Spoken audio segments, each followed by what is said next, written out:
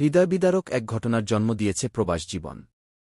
Saudi আরবে কর্মরত অবস্থায় দুর্ঘটনায় বাবা-মাকে হারিয়ে এক শিশু একাই দেশে ফিরেছে, এমন খবর ছড়িয়ে পড়তেই এলাকায় নেমে এসেছে শোকের ছায়া। জানা গেছে, পরিবারটি কয়েক বছর আগে কাজের সন্ধানে সৌদি আরবিয়া পাড়ি জমিয়েছিল। সেখানে হঠাৎ অসুস্থতা ও দুর্ঘটনার পরপরই বাবা-মা দুজনের মৃত্যু হয়। প্রবাসে থাকা বাংলাদেশি কমিউনিটির সহায়তায় শিশুটির আইনি প্রক্রিয়া সম্পন্ন করে তাকে দেশে পাঠানোর ব্যবস্থা করা হয়। দীর্ঘ কাগজপত্র ও দূতাবাসের আনুষ্ঠানিকতা শেষে সে ঢাকায় পৌঁছায়। পরে স্বজনদের কাছে হস্তান্তরের আগে প্রয়োজনীয় যাচাই-বাছাই করা হয় বলে সংশ্লিষ্ট সূত্র জানিয়েছে।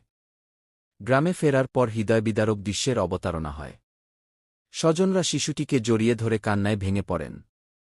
প্রতিবেশীরাও ছুটে আসেন তাকে দেখতে। এত অল্প বয়সে মা-বাবাকে হারানোর বেদনা ভাষায় প্রকাশ করার মতো নয়। স্থানীয়রা বলছেন, পরিবারটি স্বপ্ন নিয়ে বিদেশে গিয়েছিল, কিন্তু ফিরে এল শুধু এক অসহায় শিশু।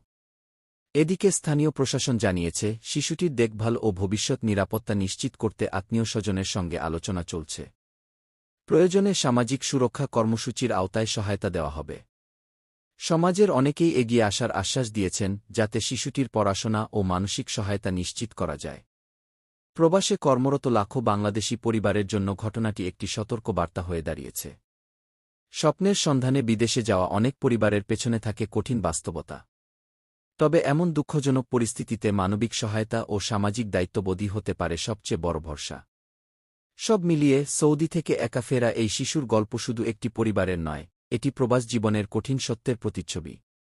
এখন সবার প্রার্থনা, সে যেন নতুন করে জীবন শুরু করতে পারে এবং সমাজ তার পাশে দাঁড়ায়।